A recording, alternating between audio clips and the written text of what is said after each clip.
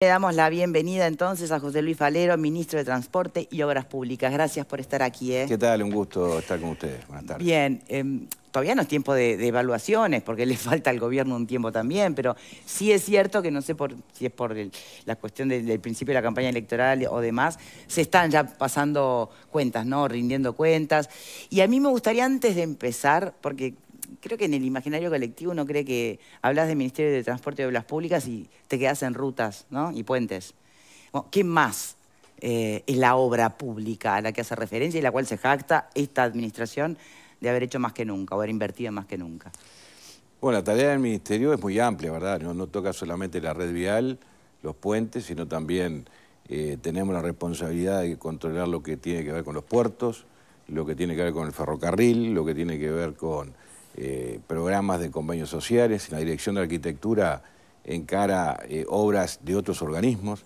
Por ejemplo, el Hospital del Cerro se construyó con el equipo técnico del Ministerio de Transporte y con una licitación que se hizo desde ahí. Estamos trabajando para INAU, estamos trabajando para el Ministerio de Interior.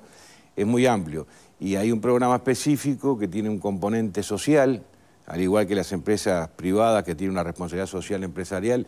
El Ministerio de Transporte tiene un programa de convenios sociales que lo tiene hace muchos años y que le hemos dado una impronta diferente donde podemos llegar a instituciones sociales de distintos rubros de actividad que se ha visto fortalecido. Hemos cuadruplicado esa partida presupuestal porque esa es la única forma que podemos llegar a aquellas organizaciones sociales que son fundamentalmente comisiones de baby fútbol, a que atienden a personas de tercera edad, discapacidad, actividades deportivas variadas. Y la verdad es un programa que en particular yo lo quiero mucho porque donde yo vivo, que es un pueblo muy chico, lo que logramos hacer en ese pueblito, que era un salón comunal, lo hicimos hace 30 años atrás con un convenio, con un programa de convenios sociales. Que esos pueblos chicos es muy difícil. ¿De dónde es usted, Yo vivo en Capurro, ruta 11, kilómetro 77, pasando Santa Lucía, del departamento de San José, obviamente, sí, por ahí, pero a 7 kilómetros de Santa Lucía por ruta 11, muy cerquita de la colonia de Cheparet, para darte un ejemplo. ¿Sigue viviendo ahí? Sí, sí, claro. Cuando era intendente viajaba todos los días a San José capital y ahora que vengo al ministerio vengo todos los días al ministerio. Nací ahí y voy a seguir ahí. Pero digo, esos pueblos chicos muchas veces sufrimos porque si no tenés un Estado presente es imposible generar una construcción comunitaria, un salón, un espacio recreativo. Ahí se festejan cumpleaños. Ese salón comunal lo firmamos en aquel momento con el ministro Boñe, y mal no recuerdo, yo era un chico que estaba en la comisión de fomento. Son esas cosas que las siento como necesarias en lo que hace a la función del gobierno nacional, que tiene que ir más allá de lo estrictamente duro de la obra pública, ¿no? Veo que ya la frase Estado presente fue su momento para opinar sobre el tema anterior que venía escuchando, ¿no?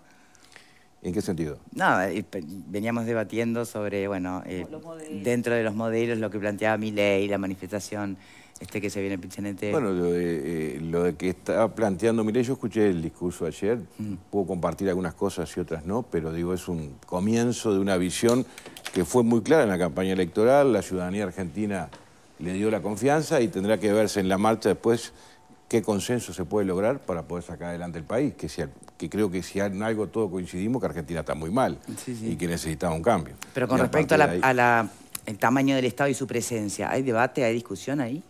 No, yo creo que el Estado tiene que estar presente, pero no ser un peso.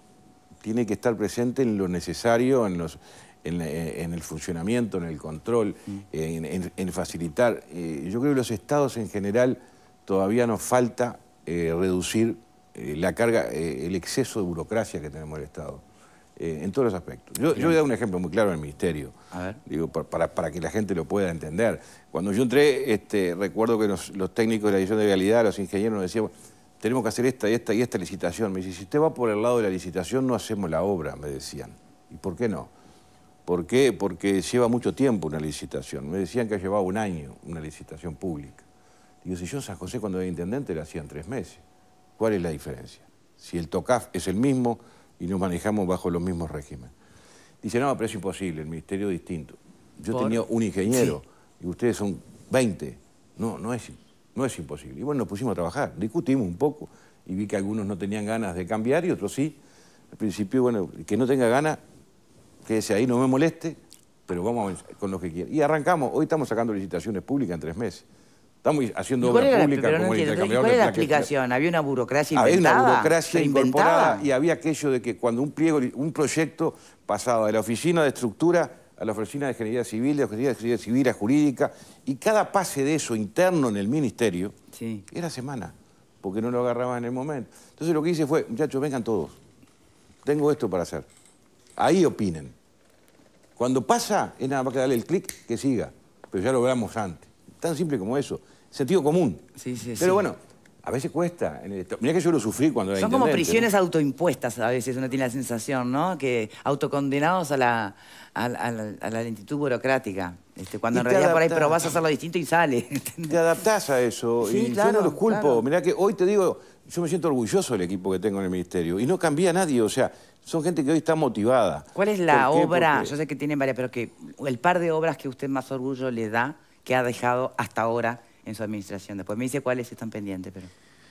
Y bueno, yo creo que hay una obra que simboliza mucho, que fue la obra del Puente de la Charqueada, que hacía más de 60 años que estaba reclamando los vecinos no poder cruzar de Cebollatí a la Charqueada, que ya ha salvado 2 vidas. Quiero decir esto porque dos problemas de salud graves se pudieron atender del otro lado, que si hubiesen tenido que ir a 33 o a Rocha, posiblemente hubiese tenido dificultades. Esa es una obra importante que no solamente para el lugar, sino también para lo que es el imaginario de lo que es la reducción de costos del Estado, que mucho se reclama. Eso que logra que el transporte, al tener ese puente que no existía, pueda circular por ahí y genera un ahorro de casi 100 kilómetros el no tener que dar toda una vuelta. Y uno mira en un contexto general y dice, es una inversión muy grande para poca gente. Pero sin embargo, uno tiene que mirar que eso hay que hacerlo, porque el ciudadano que viva donde viva tiene que tener los mismos derechos. Es una de las cosas que yo siempre me he enojado mucho con administraciones anteriores, y no solamente con el Frente Amplio, en general. Yo creo que si hablamos de justicia, de equidad, de que pasa todos que tenemos... en ese rubro de afuera, lo pregunto y sin tenerlo claro, pero uno tiene la sensación de que la obra que va a lucir más, la que va a quedar más instalada en la sociedad como, oh, mira qué obra, es la que sale antes, ¿no? Sin el otro cálculo. El cálculo de cuánto necesaria puede ser... Victoria, si uno mira, nosotros inauguramos el 23 de diciembre el intercambiador de Parque Plata. Y tuvo más repercusión el intercambiador de Parque Plata porque lo usamos más. Está claro, y está bien. Pero yo estoy convencido que para el país, en una mirada integral de país, tuvo un mayor impacto el Puente de la Charqueada, por lo que te decía. No solamente por lo social, sino también por lo productivo, por lo que significa generar nuevas vías de tránsito, mejor conectividad. Un país, si quiere proyectarse al desarrollo, tiene que tener una red vial mucho mejor conectada. ¿Qué es lo que este gobierno está haciendo? Está conectando rutas que no existían. ¿Cuántos años hace que se hizo el puente 329? El puente más grande del país está en la ruta 6, allá rumbo a Villadero, ¿verdad? Se hizo, era un puente ferroviario que se transformó en el gobierno de la calle en un puente carretero, con la idea que las próximas administraciones continuaran la obra uniendo la ruta 6. Bueno, en agosto lo vamos a inaugurar, porque estamos haciendo la ruta 6 desde acá hacia Villadero y ya estamos llegando en agosto a poder circular. ¿Y eso qué significa? Que estoy logrando unir una ruta 6 de norte a sur, descongestionar la 5, que la tengo, es la ruta más sobrecargada de todas, generar una mejor distribución que logra varios objetivos, que la producción pueda achicar distancias, no todos ir a la 5, y a su vez también mejorar la seguridad vial cuando uno le saca peso a la ruta. Bueno, ¿cuál era el diagnóstico nuestro? El diagnóstico nuestro era muy claro. Encontramos una red vial de hace 30 años con 8.700 kilómetros que todos vimos que la producción se multiplicó por 4, el parque automotor crecía todos los años, y era la misma ruta, los mismos kilómetros. Nosotros estamos incorporando 642 kilómetros nuevos. De lo ferroviario, el tren. Bueno, el tren es un transporte dentro de la multimodalidad del transporte que vuelve a generarse en el país, que lo tuvimos tiempo atrás, y creo que es un comienzo que va a dar... ¿Cuándo va a correr? Oxígeno, y va a estar entre abril... O sea, ya hemos hecho la primera prueba con locomotora y vagones desde puerto a la planta, o sea que ahora estamos en el proceso de señalización, en los cuidados que hay que tener, estamos haciendo capacitación en las escuelas, porque la gente se olvidó que pasa un ferrocarril, sobre todo en distintas localidades. Sí, ese cartel de ferrocarril pare, claro, es verdad. Es más, a veces yo paro y digo qué ridícula. Miro para todos lados y digo qué ridícula. Tenemos que volver a acostumbrarnos que va a circular. Dentro del transporte multimodal, que el Uruguay no puede amputarse ningún tipo de transporte, como tampoco transporte naviero, que obviamente estamos generando esfuerzos, estamos pensando en el dragado hacia Fraiventos, que es indispensable, porque el ferrocarril podría llegar a Fraiventos y no tener todo que venir al puerto de Montevideo, diversificar la actividad portuaria. Eso es desarrollo, eso es oportunidades para el país, porque eso se ve a nivel regional, sobre todo Paraguay. Volvimos a recuperar la carga paraguaya, jerarquizando el puerto, y si a uno le conecta un ferrocarril a Salto, como tengo pensado que debe ser el próximo paso, perfectamente de Salto a Resistencia tenemos vías y podemos generar una circulación pensado ya en proyecto, pensado ya bajado a tierra. No solamente tenemos proyecto, ahí te voy a decir algo que a veces a la oposición no les gusta. Ese proyecto se aprobó en el periodo pasado a través de un fondo FOSEM. Era para hacer Chamberlain, Salto. Sucedió fue que la obra en ejecución, licitada, empezaron la obra y vieron que no le habían errado en los números del proyecto. Feo, ¿no? Y pudieron hacer la mitad de la obra. Pero lo peor no fue eso. Hicieron la mitad de la obra en el medio, entre Tres Árboles y Queguay. Quiere decir que tenemos una vía nueva, hecha, sin comienzo y sin final. Increíble, solamente en Uruguay pasa eso. Eso lo hablo poco, pero a veces hay que decirlo, porque en estos momentos que hablamos y queremos comparar... O sea, que usted cuando entra al ministerio le entra la carpeta de lo medio hecho, digamos, pero el resto del proyecto, al menos el proyecto está todo hecho. Lo que La Plata no dio, lo hicieron en el medio. ¿No dio la plata o se equivocaron los números? No, las dos cosas. No dio la plata porque se equivocaron. No dio la plata porque el proyecto no estaba bien. Si yo hablo del proyecto de Ferrocarril Central, te podés imaginar que habían hecho un número que no tiene nada que ver con lo que salió. Si nos entregaron un contrato firmado con un proyecto sin proyecto. Tuvimos que revisar todo. No habían aprobación. Y para entrar a Montevideo tuve que negociar con la intendenta una cantidad de obras que no tienen nada que ver con el ferrocarril para que me deje entrar a Montevideo, y lo había firmado el gobierno de ella. Es grosero esto. Pero bueno, son las cosas que no nos pueden pasar como país. Yo por lo menos, si algo no puedo dejarle a la próxima administración, esos errores que no se pueden cometer en una administración. Son errores de irresponsabilidad total. Bueno, yo miro por la ventana todos los días y veo los pilotes de Gas Sayago. Bueno, puede hacer una inversión de 200 millones de dólares sin saber si va a funcionar. Ya lo decía Zabalza. ¿Eh? Por lo de los pilotes, ya lo decía Zabalza, ¿se acuerda? Pero es increíble, yo lo veo todos los días en mi ventana del despacho y digo, no es 200 millones de dólares, ¿te das cuenta de lo que podríamos hacer? Dámelo a mí en la ruta y usted... Montones de cosas. Dentro de lo que era ese proyecto ya presentado y ya empezado, aunque haya quedado inconcluso y por ahí por el medio, ¿cuándo se retoma? ¿Con qué financiación se retoma? Bueno, eso es lo que yo voy a dejar ahora, voy a analizar en qué condiciones está la vía, que es lo que estamos haciendo ahora, la que se hizo nueva, la vieja, y voy a elaborar un proyecto para terminarlo. No lo voy a poder pagar ahora porque no tengo en este presupuesto de este año, pero me gustaría dejar pronto un proyecto para que se licite, y si lo puedo licitar, lo licito y lo dejo pronto para que la nueva administración lo adjudique o no, de acuerdo a la disponibilidad. Pero ese es el camino. Digo, por lo menos proyectos de eso vamos a dejar, como la autopista. Vamos a dejar la autopista, cosas. Hábleme de la autopista. La autopista... ¿En qué está? Viene bien, venimos trabajando, intercambiando con la Intendencia, con los técnicos, con los vecinos, va a haber que seguir trabajando. Hay algunas preocupaciones de los vecinos en lo ambiental que hay que tratar de darles tranquilidad, y si hay que modificar el trazado se tendrá que modificar. Pasa que pero no los trazados generan un montón de polémica y es entendible porque a alguien va a terminar embromando. Alguien va a tener un escenario distinto al que tuvo hasta ahora y por el que pagó, además, ¿no? O sea, es bien complejo eso. Una ruta no es tampoco un tema que, si lo trabajamos bien, no es... Estamos haciendo 642 kilómetros nuevos de ruta donde no había ruta. Expropiaciones estoy haciendo todo el tiempo. La ruta 20 la estamos uniendo entre la 5 y la 24, que no había.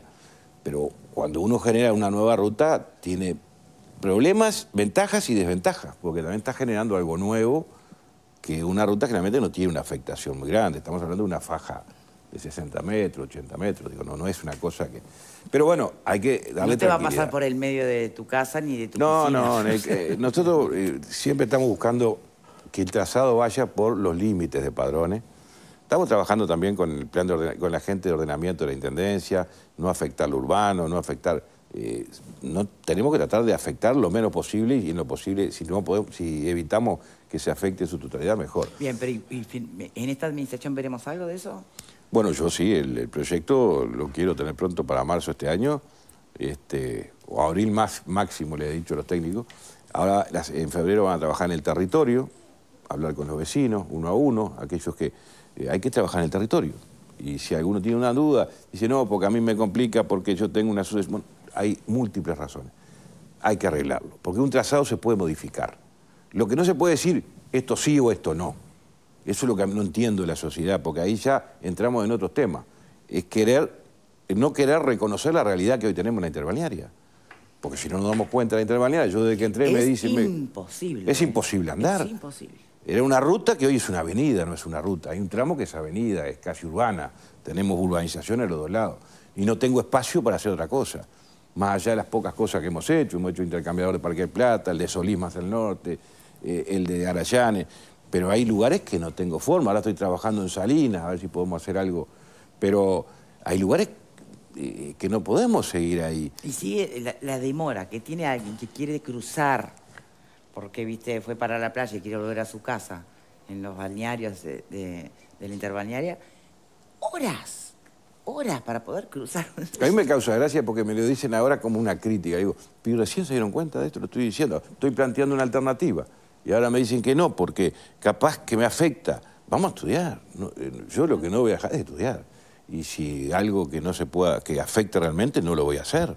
Pero si nos apuntamos la posibilidad antes de trabajar en el tema, creo que en todas partes del mundo hemos visto autopistas. Ahora parece que en Uruguay no pueden llegar las cosas diferentes. Tienen que llegar las cosas diferentes. O queremos seguir siendo un país que la miremos y que nos admiremos de las cosas que pasan en el mundo y acá no las podemos lograr. Voluntad de este ministro y de este gobierno hay. Trabajo, no pueden decir que no hemos trabajado. El año pasado metimos 2 millones de dólares de inversión, de ejecución de obra. No existe en la historia del ministerio. Para que eso suceda es que hay empresas viales comprometidas, funcionarios comprometidos, equipo de trabajo. Y eso, la verdad, a mí me llena de satisfacción. Y no es el ministro, mire que yo soy uno más en el equipo. Pero hay buena vibra, buenas ganas, ¿no? Y ¿sabes lo que hay? Hay muchos profesionales jóvenes que están muy motivados. Yo tengo un ejemplo que siempre lo digo, no lo digo siempre, públicamente lo he dicho muy pocas veces. Nosotros se han jubilado algunos ingenieros regionales, nosotros tenemos 11 regionales en el país, y le hemos dado la posibilidad a gente joven. Tenemos 3 ingenieras, una de la regional de Rocha, otra de la regional de Tacuarembó y Rivera y otra en Salto y Artigas, que andan volando las chiquilinas. Trabajaban acá en una oficina, las sacamos a la cancha, y la verdad, hay un recurso humano en el Uruguay, una capacidad técnica sensacional. Bien. Hay que darle la chance. La última de mi parte, y abro el panel, ministro, si le parece. Algo de lo que se han quejado un poco las intendencias, tanto de Montevideo como de Canelones, de que se enteran solo por la prensa, ¿no? Y que, bueno, ¿en qué está el famoso tren que iba a unir, ¿se acuerda, la Ciudad de la Costa con Montevideo? Sí, es lo mismo. Este es un proyecto que nuestra meta es terminar el periodo con un proyecto aprobado por todas las partes. Están trabajando técnicos de la Intendencia de Montevideo, Canelones y del Ministerio. Yo lo que hice fue abrirme políticamente y dije, muchachos, esto es un tema netamente técnico. Para que la nueva administración, sea del partido que sea, tenga un producto que realmente pueda resultar de interés, tenemos que trabajar técnicamente y buscar lo mejor. Y dejar eso pronto para que tengan un proyecto aprobado como para licitar o no, de acuerdo a la posibilidad económica que se tenga en su momento. Bien. Vero, estabas anotando muchas cosas. No, sí, tengo muchísimas preguntas, pero 2 cosas fundamentales. Una, por ejemplo, es todo esto que está diciendo, que creo que todos lo podemos ver, esta inversión en obra pública, ¿cómo se financia? Estamos hablando de participación público-privada, ¿a cuántos años? Porque sabemos que también este gobierno comenzó, por un lado, con el compromiso de campaña de ejecutar todas estas obras y por el otro también con el compromiso de bajar el déficit fiscal, ¿no? ¿Cómo se ha compatibilizado eso en materia de recursos? Y por el otro lado, ¿se queda en el ministerio? ¿Va a hacer campaña desde el ministerio? ¿Cómo va a ser esa dualidad de lo que le queda por delante? Bien. Con respecto a la primera pregunta, nosotros teníamos el sistema tradicional que es por administración directa del ministerio, tenemos una partida anual que es la que tenemos y mantenemos. tenemos un subsidio a CBU, que es la Corporación Vial, que tenemos allí 88 millones de dólares por año, que es otra herramienta financiera, donde nosotros con esos 88 millones que se vienen dando prendermente, uno lo que hace es conseguir préstamos a más largo plazo y se sigue pagando lo mismo. Yo no he incrementado recursos... El endeudamiento, digamos. Endeudamiento, no. He diferido porque los 88 millones también tienen entradas de peajes, tenemos entradas de uso, que son naturales, que van en la misma caja. Y después teníamos, en la administración anterior, había iniciado el proceso PPP, de los cuales teníamos aprobada 3 PPP y en ejecución, y nosotros firmamos 3 más de aquellas que se venían trabajando. No son, a nuestro entender, las más convenientes en cuanto al costo, porque las PPP son a 20 años y tienen un costo demasiado excesivo en lo que tiene que ver con las garantías, que todo el mundo se cubre, porque tiene que mantenerlas durante los 20 años, tiene seguros muy pesados, mayores... Bueno, entonces las firmamos igual porque estaba un trabajo hecho y nosotros no veníamos a borrar y empezar de vuelta. Si había un trabajo hecho, la firmamos y la estamos en ejecución. Ejemplo, Ruta 3 de la Ruta 1 a San José, en doble vía se hizo. Ejemplo, la 6 desde Montevideo a la Ruta 12 en Florida, que se está haciendo, un tramo en doble vía por Toledo. Ejemplo, la Ruta 14 de Sarandí a Lascano, que se está haciendo. Pero a su vez generamos una herramienta nueva, que la trabajamos mucho con el director de PP, con Alfie. Además yo estuve un año, se acuerdan, en OPP, ya lo veníamos hablando de buscar una herramienta menos costosa para el país, que fueron los CREMAF. Los CREMAF, que son un contrato justamente de mantenimiento, rehabilitación y obra nueva, nos dio muy buen resultado, porque es una obra de ejecución en 3 años, el pago en 10, con mantenimiento incluido, y bajamos un 40% de los costos de la obra. O sea que las medidas que se han tomado han ayudado a 2 cosas. Que se bajan los costos, primero porque se licita más, no se licitaba últimamente, se ampliaban, que era lo más fácil. Entonces esa licitación y la puja genera bajar costos. Segundo, las construcciones que estamos haciendo son de mayor calidad, porque estamos rigurosamente en eso aplicando un tipo de pavimento mayor. En algún caso en Ruta 5 estamos haciendo en hormigón, lo habrán visto, una durabilidad de 25 años. Ese cálculo también está hecho. Lo que yo no tengo que intervenir para adelante es ahorro, o sea que prácticamente lo que estoy generando hacia adelante le estoy dando la tranquilidad a las próximas administraciones que no van a tener que volver a hacer. A mí me pasó que yo entré y había inaugurado la Ruta 30 en el 2018, fines de 2018, ¿se acuerdan? Con bombo y platillo y cuando entré a los 2 años estaba detonada.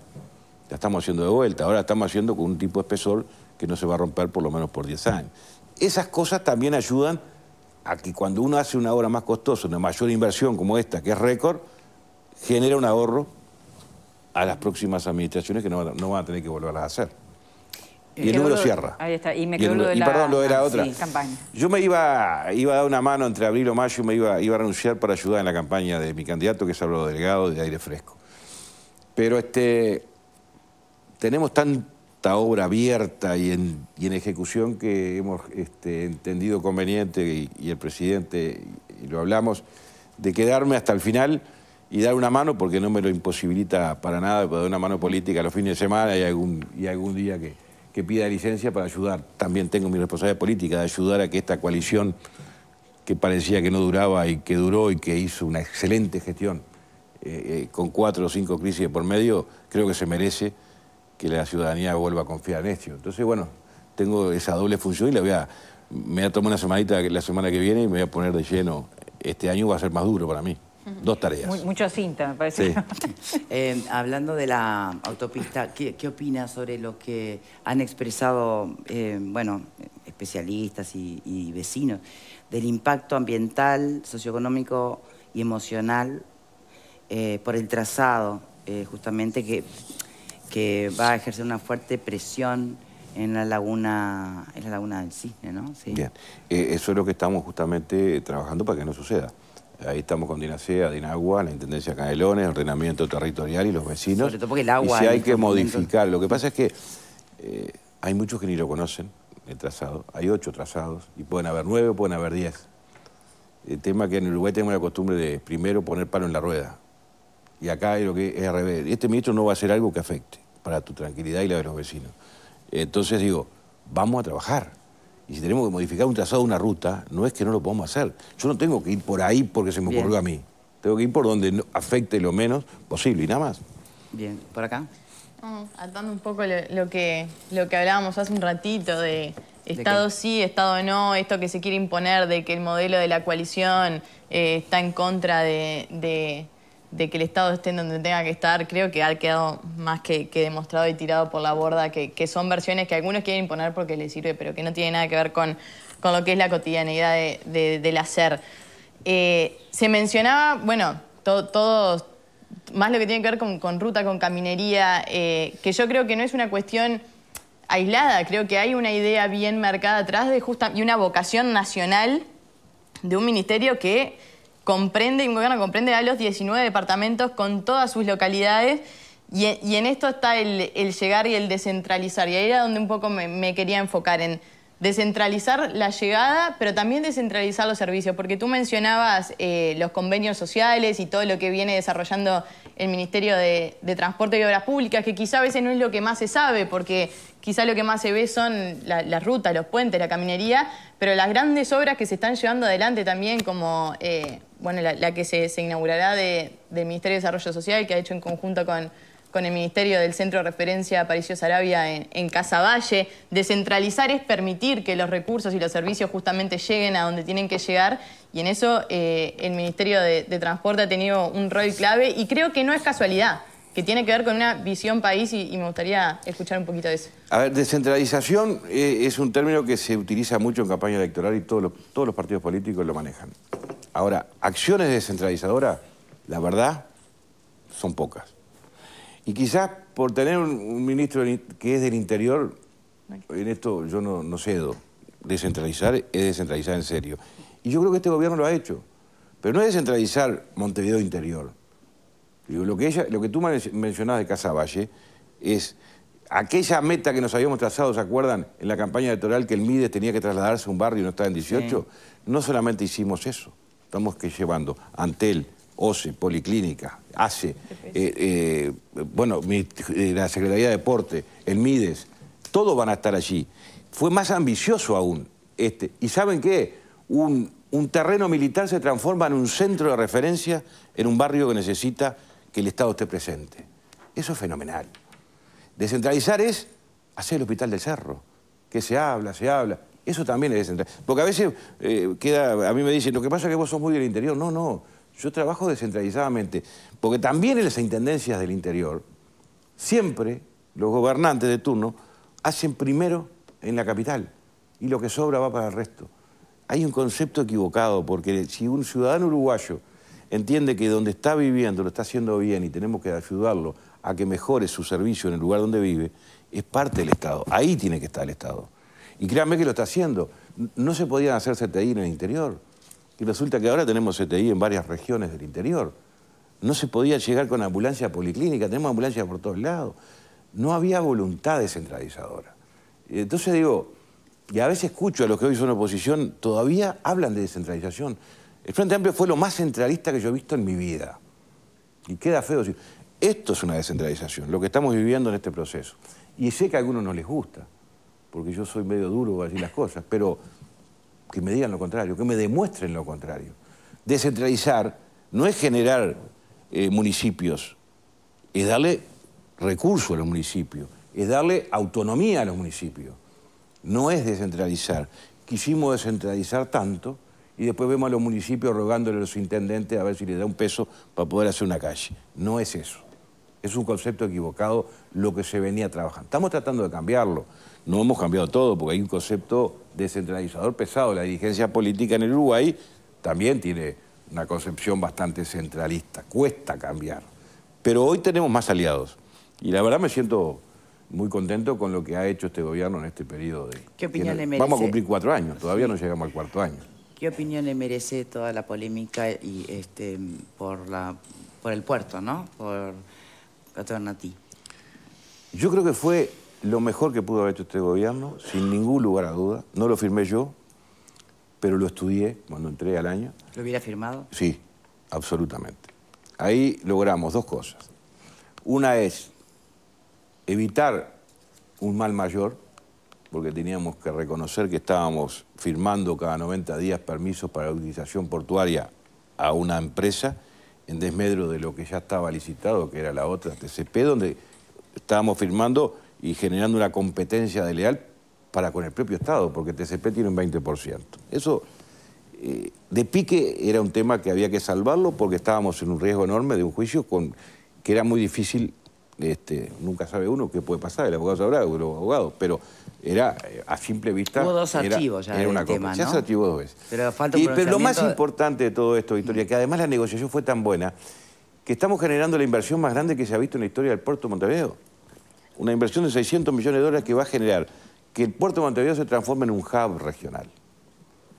¿Me entienden? Y para que el puerto de Montevideo se transforme en un hub regional no nos daba con lo que teníamos que ampliar. Y parte de ese acuerdo llegó a una inversión de 600 millones de dólares que está en ejecución y ya se empezó. Creo que si uno lo mira, cuando se vea dentro de 5 o 10 años, va a decir qué gran acierto. Ya hay muchos que lo criticaron que hoy se están dando cuenta, porque el puerto se está cambiando. Falta, pero está cambiando en su aspecto. Uno ha visto el ingreso, el acceso hay obras que se están haciendo.